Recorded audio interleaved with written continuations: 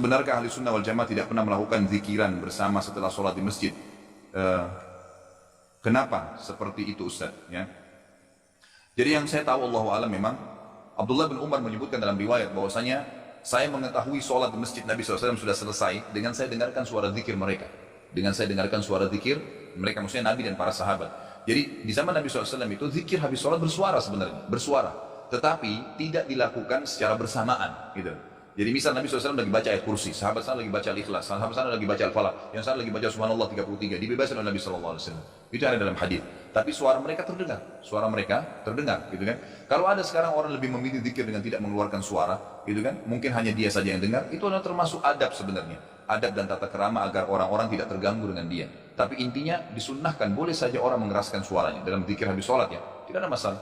Ya, kita lihat kalau selama saya pernah di Saudi 7 tahun, setiap saya sholat di masjid-masjid yang ada di dekat-dekat rumah masyarakat, pas saya habis sholat mereka pada baca la ilaha illallah, ada yang baca subhanallah, baca ayat kursi, tapi masing-masing secara individual. Karena membaca secara serentak berjamaah ini, itu butuh panduan, butuh tuntunan dari Nabi SAW. Apakah Nabi SAW pernah menuntunnya? Yang kita temukan malah yang ada adalah riwayat Abdullah bin Mas'ud radhiyallahu anhu.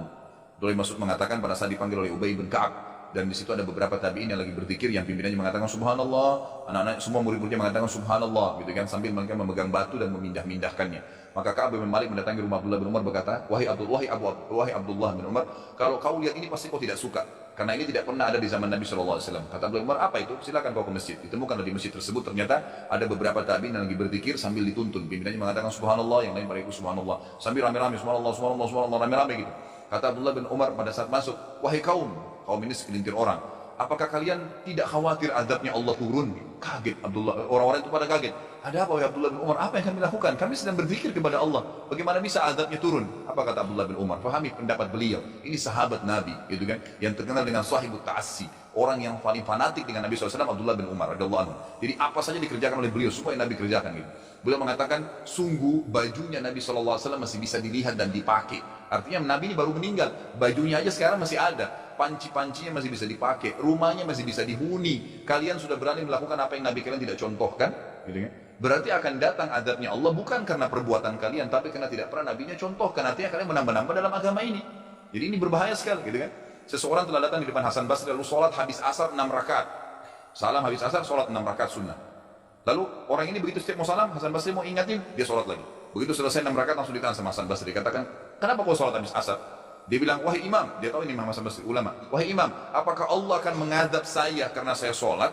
Apa kata Hasan Basri? Tidak. Allah tidak akan azab kau karena kau sholat, tapi Allah akan azab kau karena kau melakukan apa yang nabinya nggak contohkan, yang merupakan ajaran dari Allah Subhanahu Wa Taala. Nabi nggak pernah contohin ada asar, setelah asar sholat 6 rakaat. Dari mana dasarnya kau lakukan? Gitu.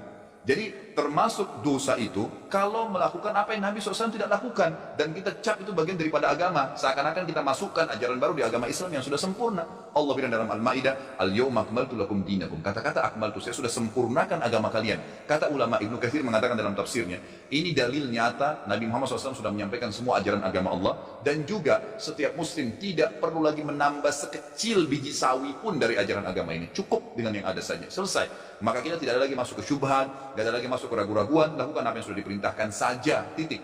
Maka itu akan membawa kita insya Allah ke dalam surga Allah SWT.